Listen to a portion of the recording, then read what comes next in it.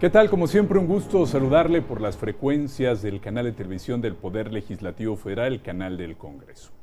Después de la elección a nivel federal de este 6 de junio, viene un proceso que las y los ciudadanos, pues a veces nos cuesta un poco de trabajo entender de cómo hay una transición de una legislatura a la otra, el proceso de renovación institucional que se da en nuestra Cámara de Diputados. Finalmente, cuando acudimos a las urnas, es el acto que hacemos, el acto político de designar a quienes nos van a representar en el Poder Legislativo Federal, y en una elección intermedia como la que se vivió el 6 de junio, precisamente tiene que ver con nuestras y nuestros diputados. Y para que pues, nos ayuden a entender un poco más este proceso y qué es lo que va a ocurrir aquí en la Cámara de Diputados después de la elección, es que hemos invitado aquí al estudio de Noticias del Congreso a Hugo Rosas de León, quien es el secretario de Servicios Parlamentarios de la Cámara de Diputados, y a quien le agradezco enormemente que nos dé unos minutos al canal del Congreso. Muchas gracias, Hugo.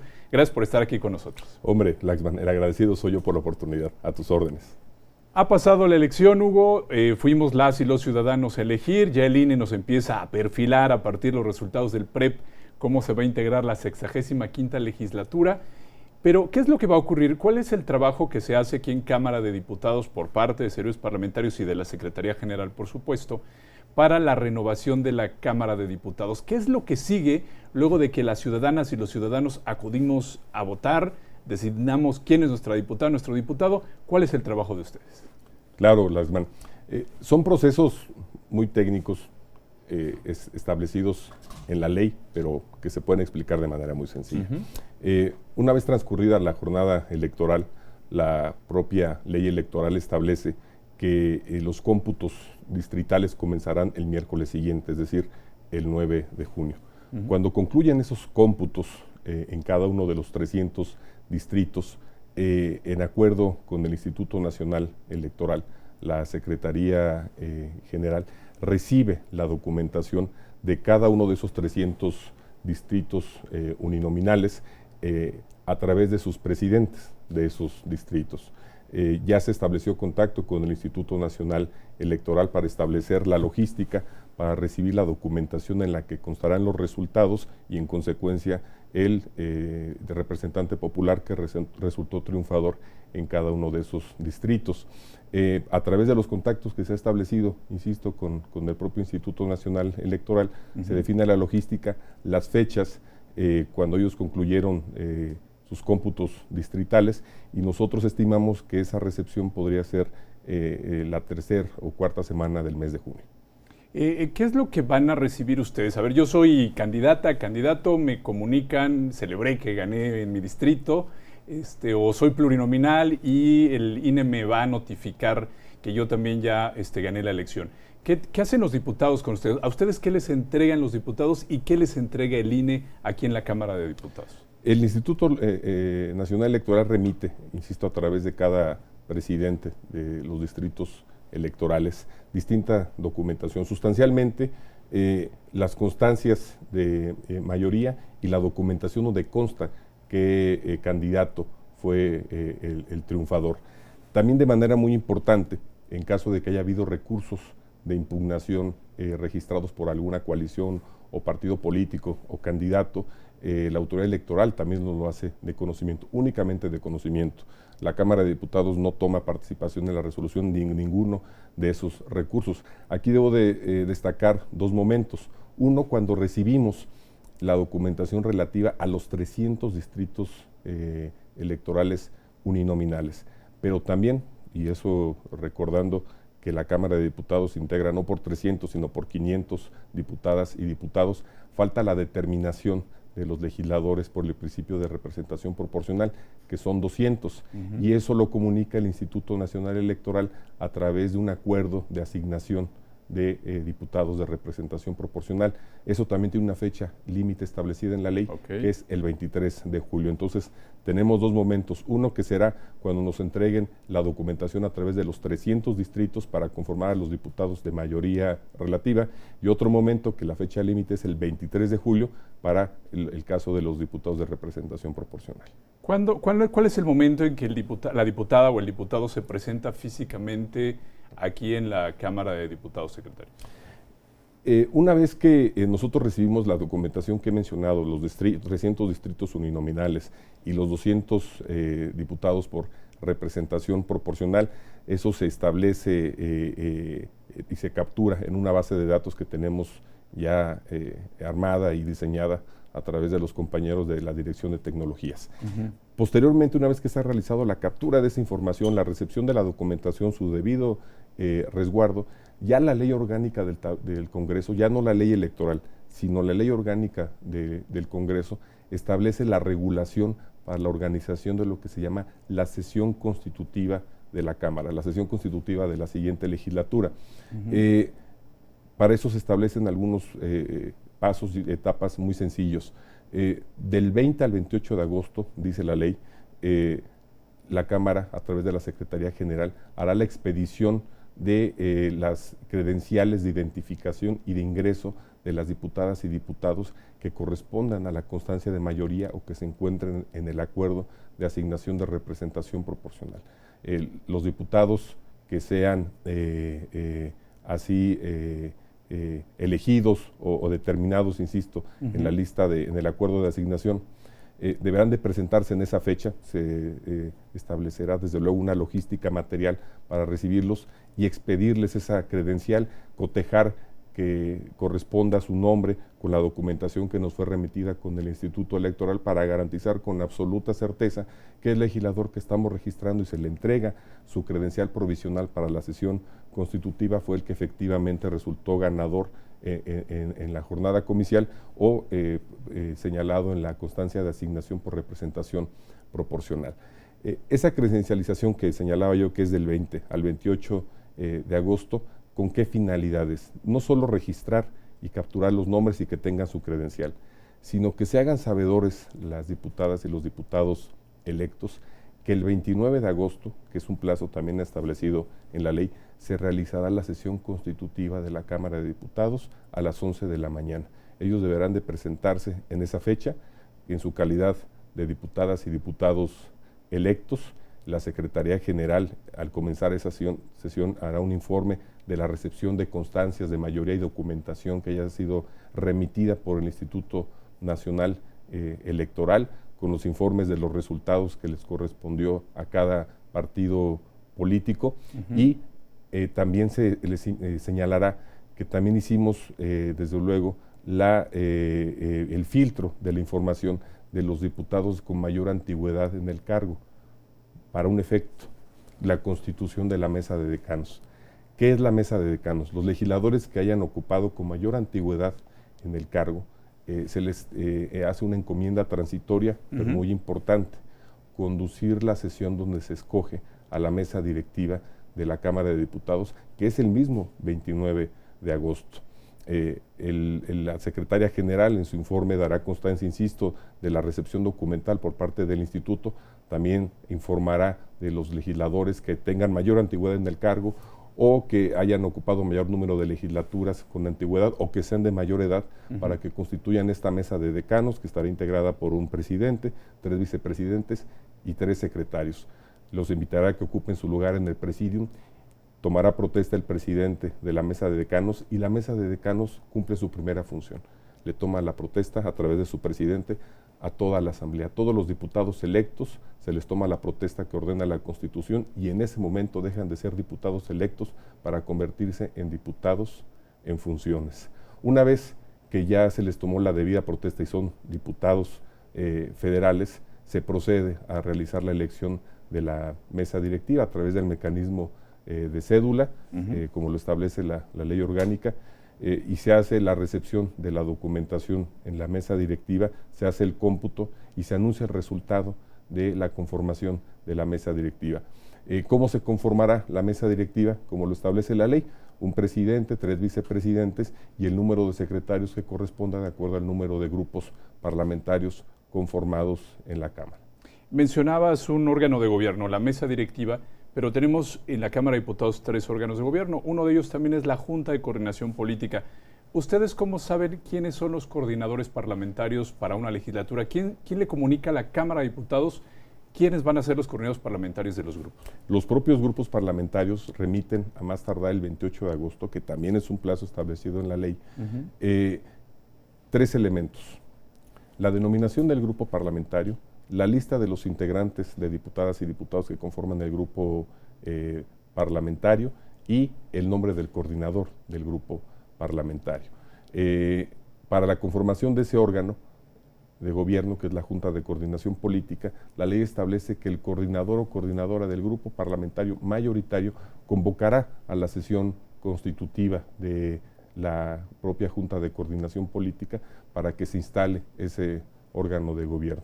Ya dependerá de la conformación de los grupos parlamentarios si la presidencia es ocupada por el coordinador del grupo parlamentario respectivo por un año o por el resto de la legislatura si el grupo parlamentario tiene la mayoría absoluta. Hay siempre las y los ciudadanos nos preguntan en el canal del Congreso sobre los grupos parlamentarios. Es un tema un poco complicado. Hace unos años o a unas legislaturas se aprobó una reforma que pone ahí una disposición para todas y todos los legisladores que no se puede conformar un grupo parlamentario una vez que ha iniciado la legislatura. Pero a ver, nosotros lo vemos muy complicado los ciudadanos, ¿no? A ver, ¿cómo le hace servicios parlamentarios? ¿Cómo tiene la información de cuántos diputados de este partido, o sea, cuántos diputados de este otro partido?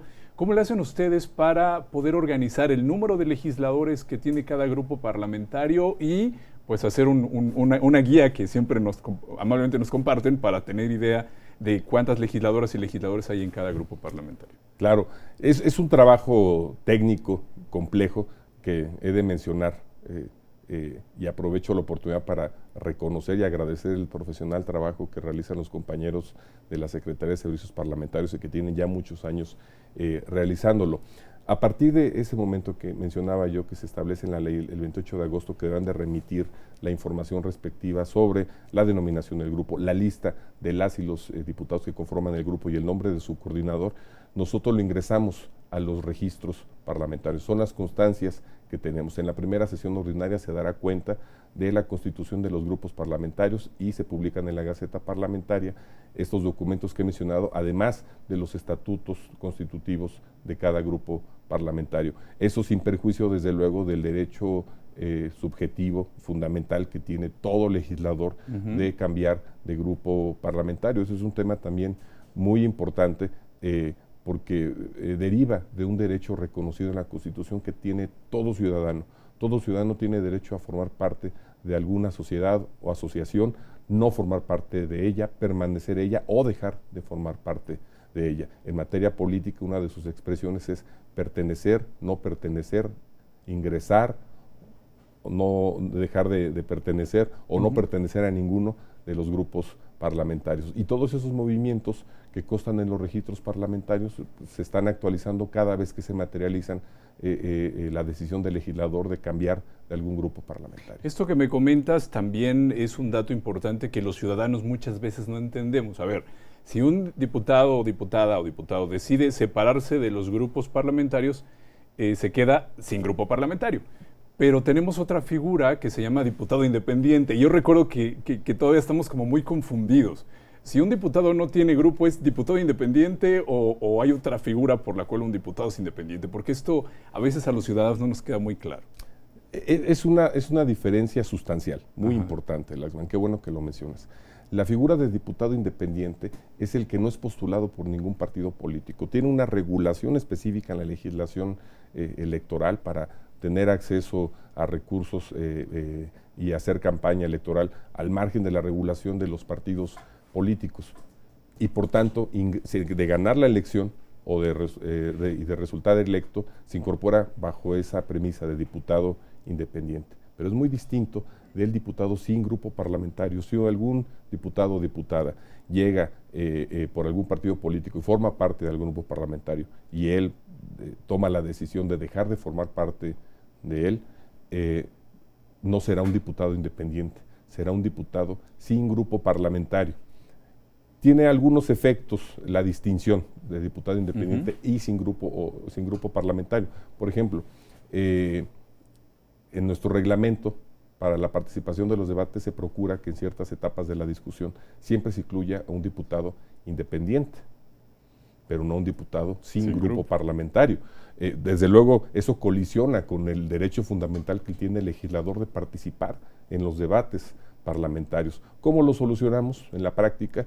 Pues el diputado sin grupo parlamentario exterioriza, hace patente su intención de participar en algún debate concreto, dirige un escrito a la mesa directiva.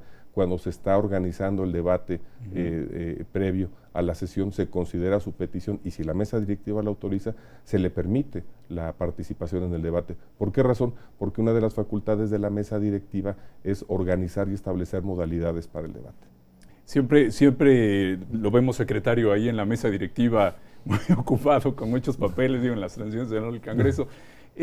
A toda esta documentación que ustedes reciben durante las sesiones, son las iniciativas de ley, los puntos de acuerdo, en fin, ustedes de lo que se encargan es de organizar todo este mundo de información para darle cauce a la sesión y apoyar entonces los trabajos primeramente de la mesa directiva. Claro. La Secretaría de Servicios Parlamentarios, por instrucciones de la Secretaría General, como bien indicas, realiza diversos labores de apoyo técnico muy complejas a la sesión. No es únicamente el trabajo en la sesión, se realiza también trabajo pues, en comisiones, en centros de estudio, pero en el Pleno también. Participan sustancialmente 4 áreas para que pueda funcionar el Pleno de la Secretaría de Servicios Parlamentarios. La Dirección General de Proceso Legislativo, que es la que se encarga de la confección de los guiones rectores para la conducción de la sesión, son los que tienen la presidenta para guiar la sesión, los secretarios también para auxiliar en la conducción de la sesión, la Dirección General de Apoyo Parlamentario, que realiza guiones auxiliares y realiza también el registro de oradores para ordenar los debates, desde luego la Gaceta Parlamentaria, que está publicando los diversos documentos que son objeto de discusión, y propiamente mi oficina, a través de la coordinación de asesores que realiza la labor de apoyo técnico, jurídico para el desarrollo de la sesión.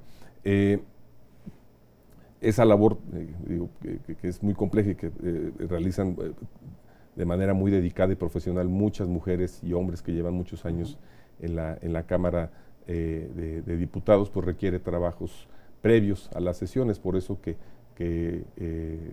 yo como secretario de Servicios Parlamentarios y desde luego bajo las instrucciones de la Secretaría General somos convocados a las reuniones de mesa directiva para dar cuenta del estado de los asuntos que son llevados como proyecto al orden del día y que se discutirán durante la sesión.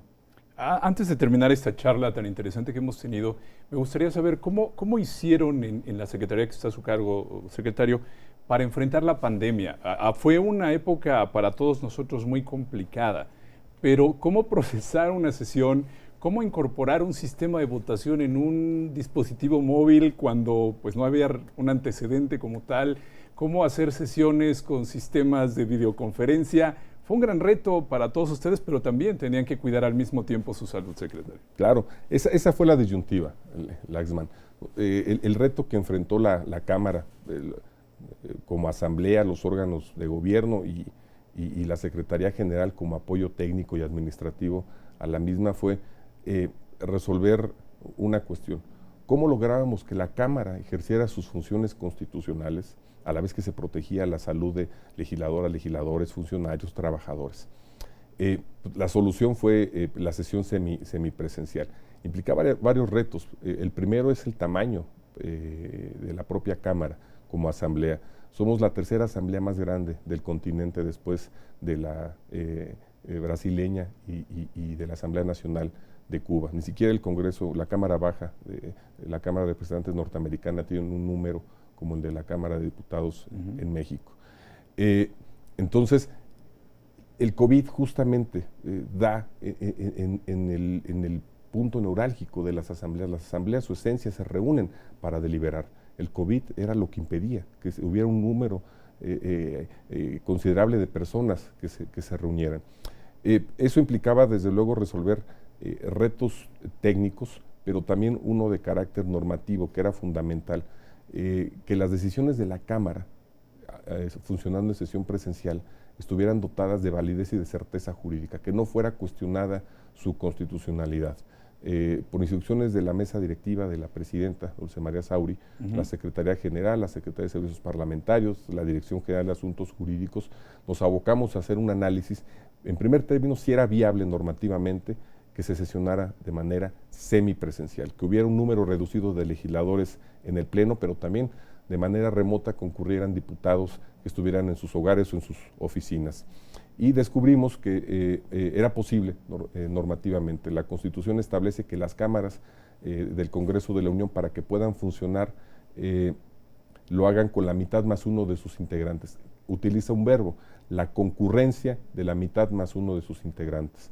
Era posible que se realizara una interpretación extensiva de ese verbo concurrir, porque esa concurrencia podría ser física o telemática. Es un verbo que se utiliza desde el siglo XIX en la Constitución de 1857.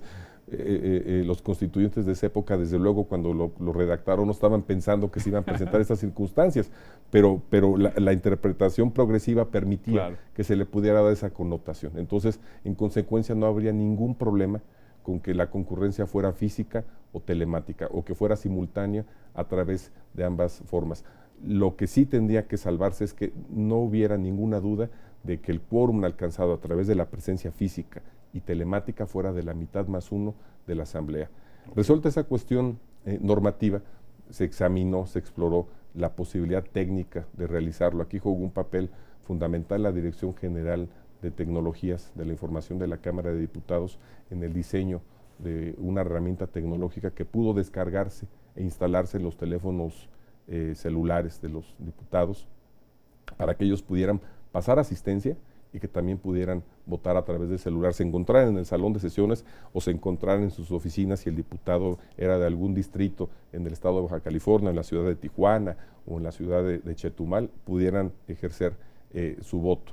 Y eso también implicaba algunas exigencias para la herramienta tecnológica, que fuera estable, que fuera funcional, pero también que otorgara condiciones de certeza en la emisión del voto, porque el voto de las legisladoras de los legisladores y legisladoras es la forma en la que la Asamblea, que forma parte de uno de los poderes del Estado mexicano, toma decisiones. Entonces era fundamental que se otorgaran condiciones de certeza para la emisión del voto. Afortunadamente los compañeros, de manera sumamente profesional, estuvieron a la altura de la exigencia, del reto, y lograron desarrollar una aplicación que pudiera resolver todos esos inconvenientes. Y la operación, ya en el Pleno, lo hace la Secretaría de Servicios Parlamentarios con el apoyo invaluable de su Dirección General de Apoyo Parlamentario, que es la que se encarga de auxiliar a las legisladoras y legisladores para que puedan emitir su voto, también si deciden hacerlo, bueno, no si deciden, si por algún inconveniente técnico en la aplicación requieren hacerlo de viva voz, lo hagan a través de la plataforma Zoom, que ese es otro elemento que se incorporó al funcionamiento de la Cámara. No solo se trataba que las legisladoras y legisladores pudieran emitir su voto o pasar asistencia de manera telemática, sino también que pudieran participar en los debates haciéndolo a distancia. Para eso se utilizó la plataforma muy conocida de la plataforma Zoom, pero se pudo incorporar a los suplementos tecnológicos que operan en el Pleno, y tuvimos un fenómeno inédito en la historia del Parlamento mexicano, que se daban interacciones y debates entre legisladores presentes en el Pleno y aquellos que estaban en sus oficinas o en algún lugar remoto y participaban en los debates. Entonces, en conclusión, fue una provechosa conjunción de dos elementos: voluntad y capacidad, que la tuvieron los órganos de gobierno y afortunadamente los compañeros, insisto, que tan profesionalmente laboran en la Secretaría General. Secretario, para concluir esta charla, vamos a tener entonces el proceso que ya nos detalló de renovación de la legislatura, y el 1 de septiembre, aquí en esta sede, como dice la Constitución, también se convocará a las 128 senadoras y senadores y habrá una sesión que es simbólica, que da certeza jurídica, como bien lo ha indicado, el 1 de septiembre. Así es. Una vez que se realiza la sesión constitutiva que mencionaba yo, que es el 29 de agosto, el presidente de la mesa directiva recientemente electo en esa sesión debe realizar la convocatoria a la sesión de Congreso General el 1 de septiembre a las 5 de la tarde para que se reúnan las dos cámaras. Por disposición, como bien indicabas tú, Laxman, constitucional y legal, deben de concurrir los 500 diputadas y diputados y los 128 senadores. Pondremos a consideración de los diputados ya en funciones para la 65ª legislatura, que se tomen en cuenta desde luego las previsiones de sana distancia para atender todavía aún la contingencia sanitaria. Pero bueno, a partir de las provechosas experiencias que ya se tuvieron en esta legislatura en funciones, creo que podrá atenderse de manera muy provechosa también esa eventualidad.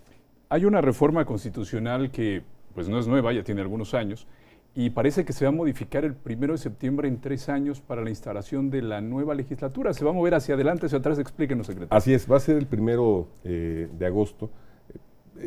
La reforma viene de 2014 y tuvo como finalidad reducir el periodo que en la jerga parlamentaria y constitucional se le llama el interregno del presidente, el periodo que transcurre entre la elección de la elección presidencial y la fecha en la que toma protesta y comienza a ejercer el cargo de presidente de la República. Ese periodo solía ser de 6 meses, muy largo. Se va a reducir al 1 de octubre en el 2024, por tanto va a implicar que se recorra el ejercicio de esta legislatura.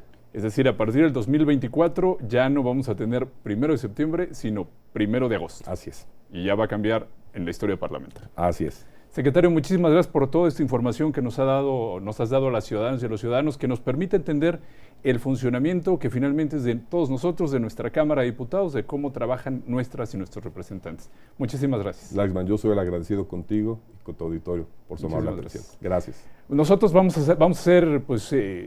a concluir esta entrevista y vamos a continuar con la programación regular del canal del Congreso. Por supuesto, continuaremos platicando con nuestras y nuestros representantes, con las y los funcionarios en ambas cámaras del Congreso Federal. Esto nos permite, por supuesto, como ciudadanas y ciudadanos, conocer cómo funcionan nuestras instituciones. Continúe en el canal del Congreso, Parlamento Abierto a las y los ciudadanos. Hasta pronto.